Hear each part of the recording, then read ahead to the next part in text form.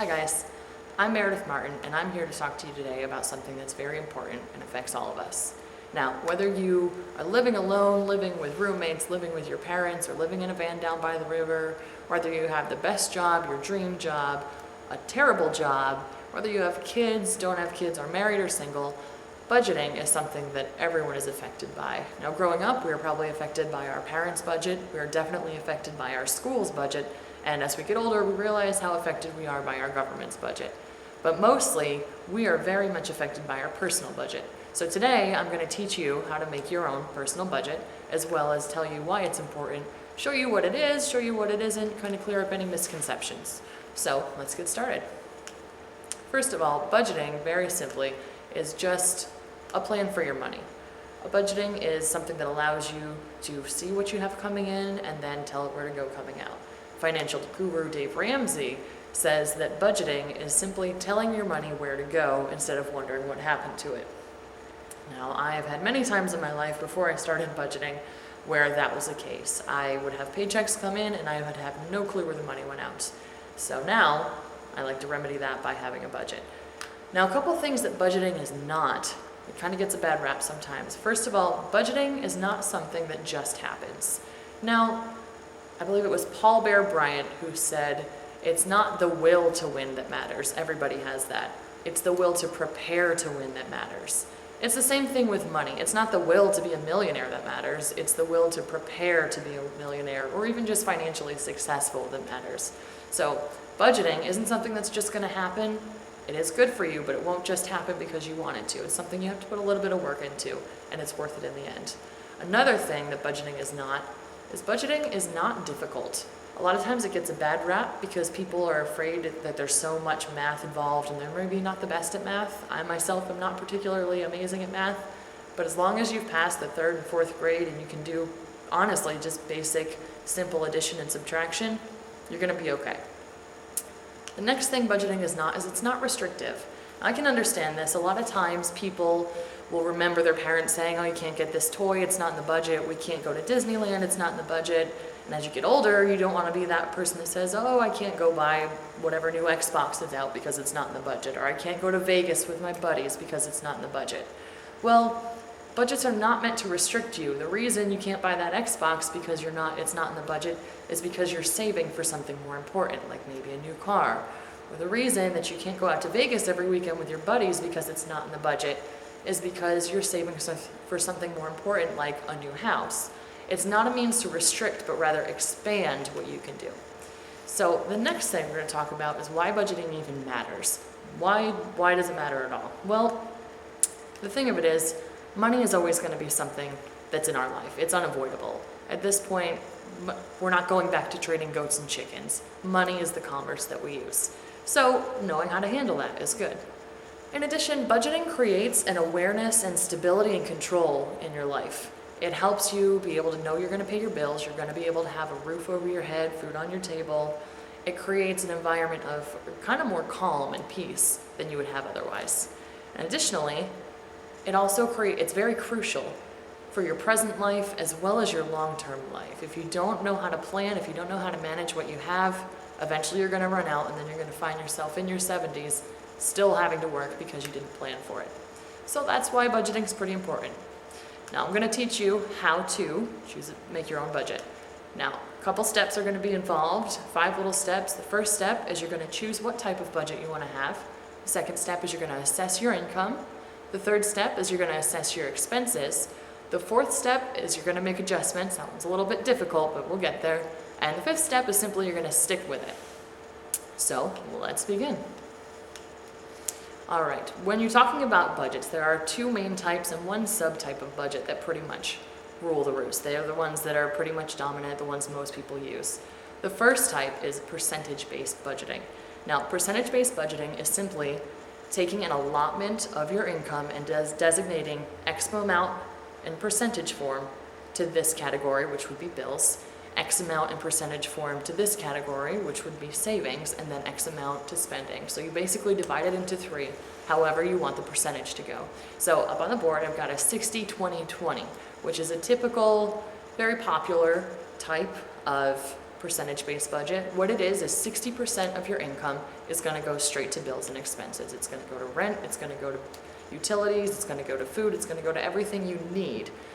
The next 20% is going to go to savings, it's going to go to your future, it's going to go to investments, it's going to go into things that are going to help you not just now but in the long term. And then the other 20% is going to go to spending. It's what you want now, it's the McDonald's that you want tomorrow, it's the Starbucks you want in the morning. Now with this, you have some flexibility.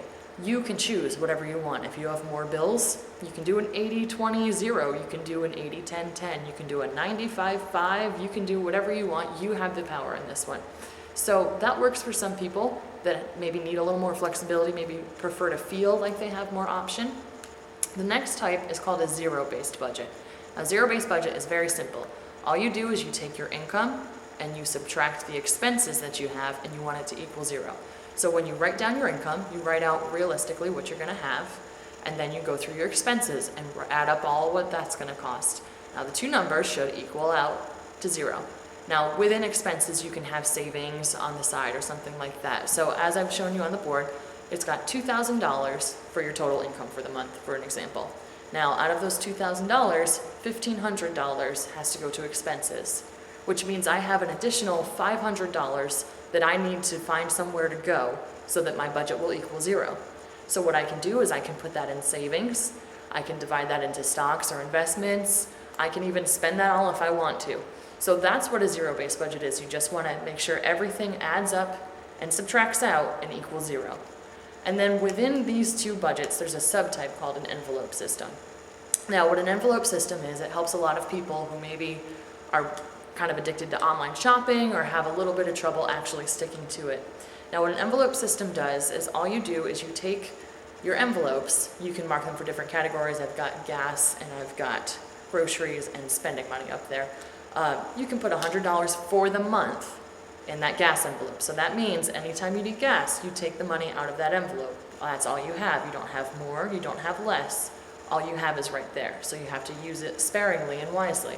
The same goes for groceries. If you want to spend all your money on caviar in 1 week, that means you have no more of that $250 left for the rest of the month. And so that's the third subtype within that. Now the next step is you're going to have to assess your income.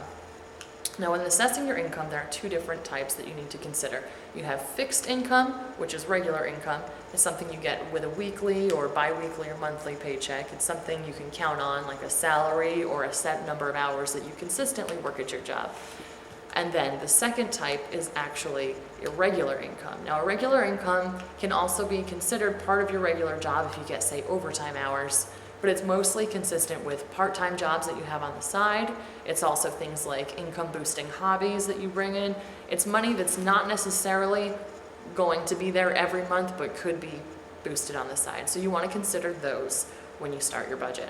So you have your type of budget, you have your income that you're assessing, and then the next thing you're going to do is start to assess your expenses. Now, this is where it gets a little unpleasant. Now with expenses, you also have two main types. You have fixed expenses, which are things like rent, utilities, mortgage payment if it's that, car payment, credit card bills, student loans, things like that that are going to be there every month that you know, okay, on the 1st or the 15th or whatever date, every month this is a regular expense and I'm going to have to make it. Now the next type is irregular expenses. Now irregular expenses sometimes have fluidity depending on which item it is. If it's something like a club membership, for example, I have a Sam's Club membership, and I know every September it's $45. So I save $4 each month. I can plan for that irregular expense. Even though it's not going out, I'm still taking money out each month to save for it. Other expenses like car repairs, home repairs, those are things that are going to crop up that you might not necessarily have money saved for.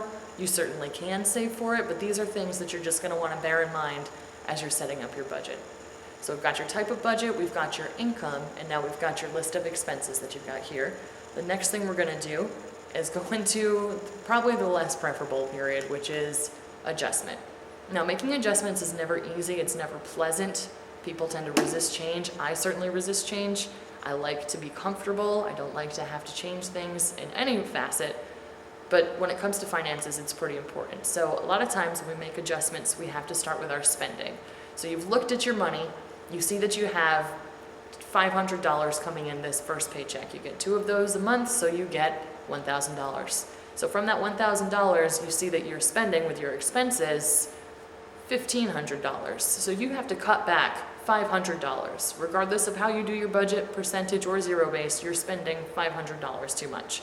So one of the best areas to look at is spending. Now with spending, there are a couple different things that you can look at in order to cut back on. A lot of times it's a simple matter of wants versus needs. You don't always need that Starbucks in the morning. You don't always need to get your nails done every other week. You don't always need that new game console. Those are wants. Those are things that don't have to be paid, unlike your rent and your food. So we have that. And then you also have savings. Say you're really good at money. Say you only spent $700 of your $1,000 that month. You still have $300 left over that you need to designate.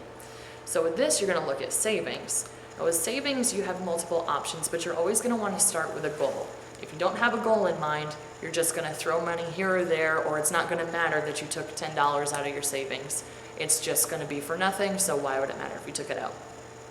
So with savings, have a goal. Doesn't matter if it's a car, doesn't matter if it's college, a vacation, a house, whatever it is that you're saving for, have a goal and keep it posted, because that helps. It helps to visualize, it helps to see what you're earning. Another thing that you might want to look into saving for is an emergency fund. Now we talked about irregular expenses. Emergency funds would help take care of part of those. Start with a simple base. Start with a $1,000 emergency fund. If that's too much to get to, start with a $500. If that's too much, start with a $100. Start with whatever you have to do. But emergency funds will allow you to not have to worry about making your bills get paid once that happens. Say you get a flat tire and you need a new car. Well, if you have a new car tire, excuse me. If you have a $100 emergency fund, you can pay for that one tire with that card, with that expense. So if you build up and say it's your brakes on your car, but you have a $500 emergency fund, you can use that instead of having to worry about where this is going to come from your monthly expense. Build an emergency fund. It's very useful. Simple savings tips. You can use a jar. I have a jar that I put every time I get a $5 bill, it goes right into the jar. Just out of sight, out of mind, I'm saving money without thinking about it. So you have different options for your savings, but these are 2 very key areas that you're going to need to look at to make adjustments. So we've chosen our type of budget, we've looked at our income, we've looked at our expenses, we've looked at what adjustments we need to make for better or for worse. The last thing to do is to stick with it. Now, a very intelligent, very wise woman that I admire greatly, many times said, actually, not just once said, anything works if you stick with it long enough. You might be frustrated because you're not seeing the progress you were hoping you would see, or because you're suddenly not swimming in money like you thought you might be. Stick with it. Give it time. You're going to have to make adjustments each month. Some months you'll have more money. Some months you'll have less money.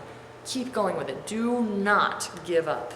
If you give up now, you don't know what you're going to miss. It's going to get better. It's going to get easier. You're going to get better at this, and you're going to do better in life if you have this plan. The next piece of wisdom to stick with it is this famous quote by Jim Watkins. It says, "A river cuts through rock, not because of its power, but because of its persistence."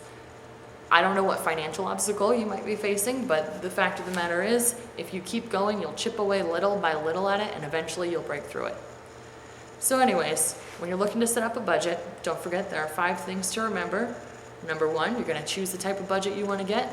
Number 2, you're going to look at your income and see how much you have and assess that. Number 3, you're going to assess your expenses. Number 4, you're going to make adjustments. And then number 5, stick with it, because you can do it. Thank you.